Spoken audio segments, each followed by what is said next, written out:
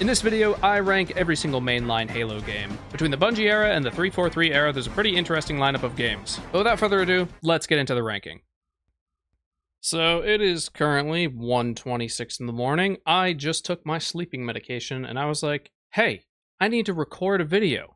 So I had the brilliant idea to rank all of the Halo games, not including Halo Wars or any of the other spin-offs. Gonna be ranking them from S to F, and then we have the 343 tier if something isn't good enough for F tier. So of course, starting on, we got Halo CE, the one that started it all, the game that propelled Halo into the universe. There's a lot to love about CE, but there's also a lot that's not so great, like repeated map usages or getting lost or stuff like that, but those aren't really too big of a deal. The first time I played CE, I got very lost. I really didn't know where I was supposed to go. I got stuck in repeating rooms and rooms that I already been to, and I couldn't find my way around until I eventually just watched someone play it. I was like, oh, that's where I was supposed to go. I'm an idiot. So I'm gonna blame that more so on myself. However, it was an excellent game. The remastered graphics were, they were okay. But of course, Halo CE gave us the most overpowered weapon in gaming history, the Halo CE pistol, the single most broken gun in the game. And it was really fun. You know, Halo CE gave us a whole bunch of iconic maps. It also helped birth the child of Halo, Red vs. Blue. Halo CE has a very special place in all of our hearts, and I think that earns it a very respectable A tier. Ooh, now we're getting into the juicy stuff. Halo 2. I mean, oh my god, Halo 2 is, I feel like, one of the most, if not the most iconic Halo game. Playable elites, an Arbiter-focused story, an amazing Chief story, and the Flood are more terrifying than ever. I mean, Halo 2 is just like, it's beautiful. And its remastered graphics and cutscenes, absolutely gorgeous. That's one of the marks that 343 Industries hit right on the bullseye. But being able to play as the Arbiter and see the side of the war from the Covenant story and sort of see the fracturing of the Covenant from behind the scenes was just like an incredible choice of storytelling. This is also the game that brought us the Brutes. It's the game that brought us the Carbine, which is a beloved weapon by all, I think. And overall, Halo 2 is just an amazing game with an amazing story. So I think I'm going to give it a very, very, very respectable S tier. And now the Halo that probably most of us remember growing up with. Halo 3. I didn't actually make this tier list, but I'm noticing now at the bottom that Halo 3's in there twice. Well, double love for Halo 3, I guess. Yes, Halo 3. Some people would call it the Halo. The custom games, the multiplayer, the friendly community, the rankings to get certain cosmetics. I mean, that's just the multiplayer alone, and it already ticks every single box that any Halo fan could ever want. Halo 3 helps set the standard, set the industry standard of what a good first-person shooter and a good Halo game should be. Out of all the Halo games, and I've played most of them except like Halo Wars 2, but out of all of them, Halo 3 is really the one where I felt most like I was in Master Chief's shoes. Master Chief has always been like a silent badass because Bungie wanted the player to sort of imagine themselves as Master Chief, and I feel like in this game, this is where they hit that mark the most. Cortana's side story in the campaign where, you know, they can't tell if she's being used or corrupted by the Flood is like really amazing, and the amount of pain and like clear agony she's in when they receive that when Chief recovers that message is just like, oh my god, the acting is incredible. The Flood felt genuinely terrifying, and I think my favorite and a lot of other people's favorite moment in this game is at the end of the chapter after Arbiter kills the Prophet of Truth and Arbiter and Chief are back to back. We trade one villain for another. And that scene was just like, I mean, it has to be the most iconic Halo scene ever, right? But yes, I feel like Halo 3 being on here twice at the mistake of whoever created this tier list just goes to show how amazing this game is. And I think, honestly, I think it goes in S tier, and I think it does go above Halo 2. Oh, this is ODST. Oh my god, I'm a moron. But overall, I think Halo 3 has an extremely respectable place on this tier list, and I think it's honestly higher than Halo 2 on S tier, and I think it deserves a very respectable top of the list of S. Next up, we got Halo 3 ODST. Redo that. Next up, we got Halo 3 ODST. Yeah, Halo 3 wasn't on there twice. That was just ODST, but the text was blurred, so shut up. ODST was really cool because it was sort of a step back from being in the shoes of a Spartan. Instead of being this super soldier badass with energy shields and crazy weapons and physical enhancements, you're just a regular run-of-the-mill soldier. Not a Marine, but ODSTs are still pretty flippin' badass. The soundtrack of ODST goes way too hard, and I used to listen to it a lot when I would study and write things. It was extremely calming and very helpful.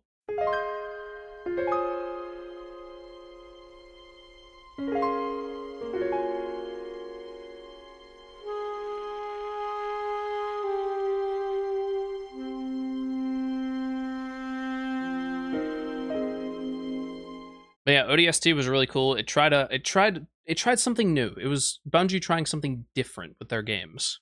I used to not like ODST, but I revisited it a couple years later, and I was like, wait a minute, this is like amazing. This is like on par with Halo 3. Why wasn't I playing this? It was a very good story, and it sort of showed a more strugglesome side of the war and just how bad things really were on the ground.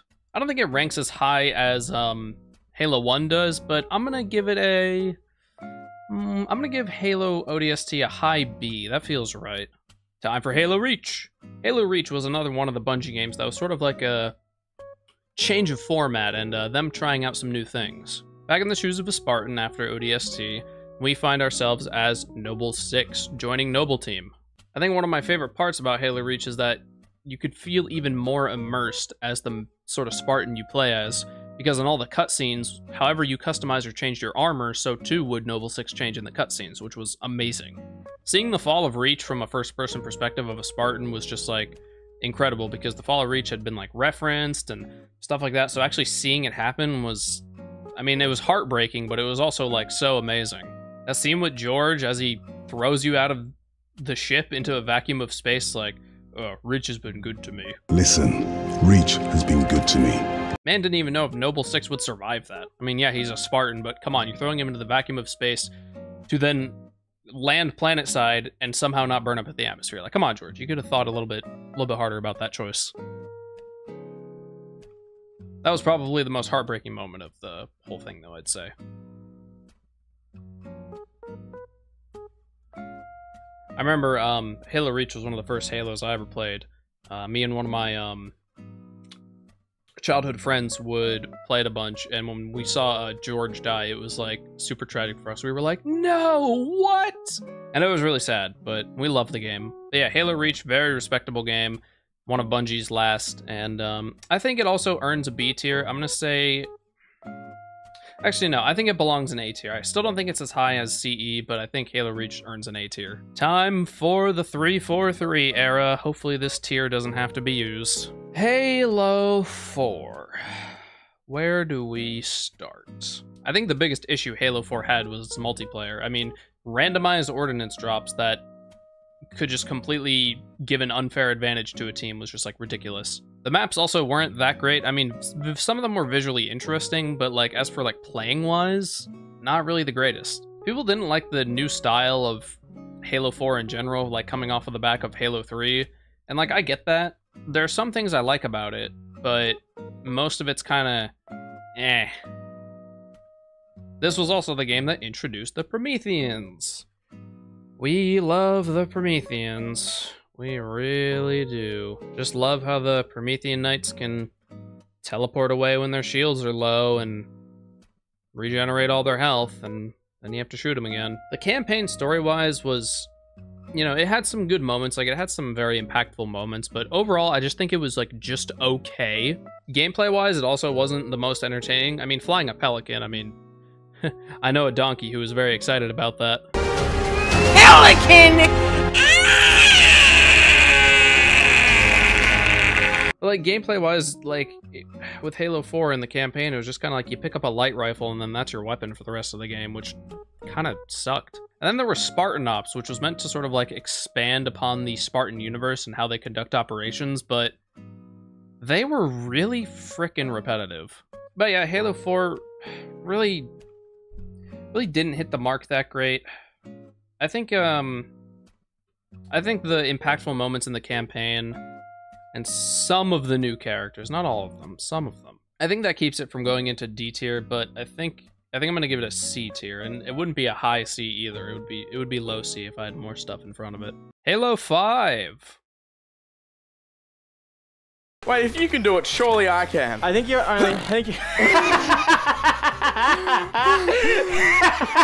And last but not least, Halo Infinite, the most recent release. And there's about 3 hours, probably more, worth of stuff I could talk about, but I'm just gonna focus on some of the things that stood out to me. I think Halo Infinite had a really strong start with its multiplayer release, the flights as they called them, and then eventually the campaign released, I don't know, sometime in February, I think. The grappling hook was a perfect addition, and 343 should have all the praise for the grappling hook, but you know, that doesn't save them from other things. Some of the new weapons are pretty cool. I think some of them are a bit strong and a bit strange as well, but I think some of the new weapons were pretty solid.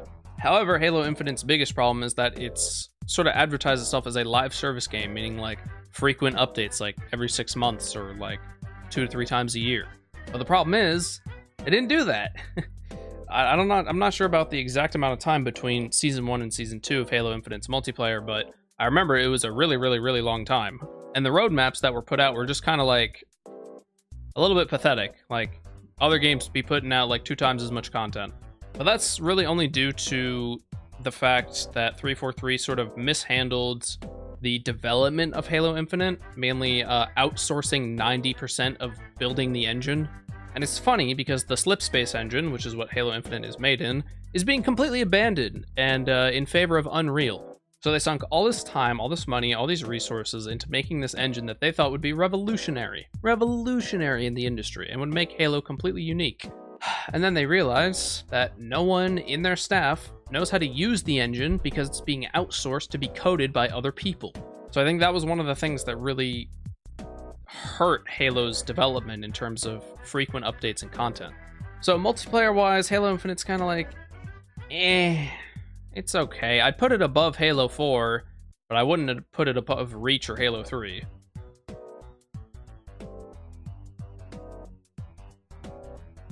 The campaign, on the other hand, it had some very high highs, but it also had... Oh my god. Shut up, Thor.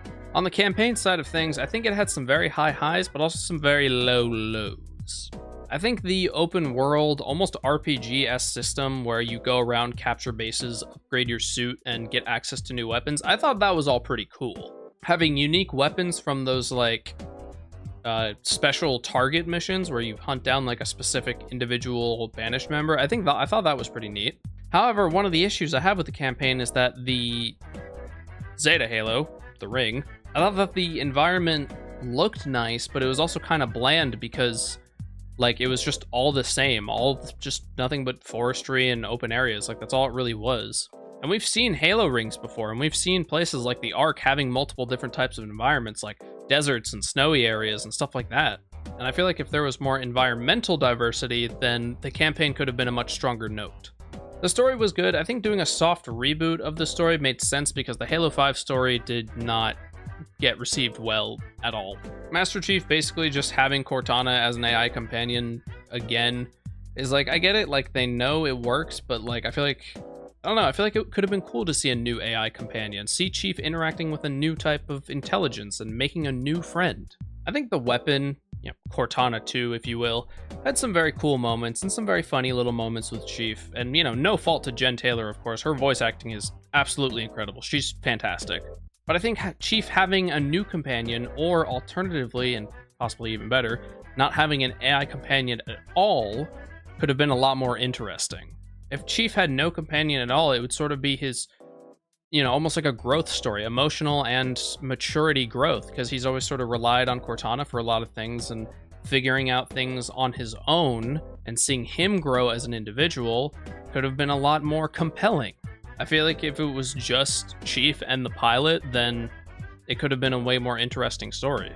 All the beats with Cortana, like all the story beats with her, the little recordings and reminiscent data of her on Zeta Halo, I think those can all stay in, but I don't know, the weapon just feels a tiny bit like an unnecessary inclusion, honestly. I feel like she kind of hurt the story just a little bit. The pilot was fantastic, though. I mean, like, he was just fun. Anytime he came on screen, it was just fun. At least the Marines were still funny and enjoyable. You can't really go wrong with the Marines.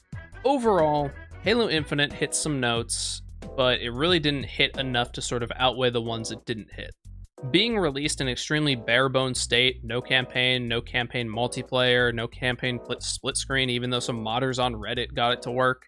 Slightly hot take here, but I think games releasing unfinished or like missing certain features that would be added later, even though previous games in that franchise had them on release, is just kind of dumb. Halo Infinite didn't release with as many game modes as people hoped, and 90% of the game modes that weren't in the game at the time were already in every other Halo game, including Halo 5 and 4. So I think the trend of games not releasing completely finished or as promised and then just adding it later, I think that's kind of stupid, and I feel like Halo shouldn't be following that trend because it's Halo. People want to play it, like give the people what they want. But there's no pleasing everybody, and I'm just sort of shouting into the void here. As for my final rating of Halo Infinite, I'd say this is kind of one of the harder ones to rate, honestly. It's nowhere near B, A, or S tier, that's for sure. I believe if it had more multiplayer features at launch, more campaign features at launch, and campaign in general at launch, then I feel like it could have been above Halo 4 in C tier, but I think I'm going to have to give Halo Infinite a D tier just because of the lack of everything that's supposed to be Halo not being there. But that's my final rating for all the Halo games. Remember, all this is just my personal opinion. I try to be objective about a few things here and there, but 90% of what I say is just random opinionated bullshit. So that was my final ranking for every mainline Halo game.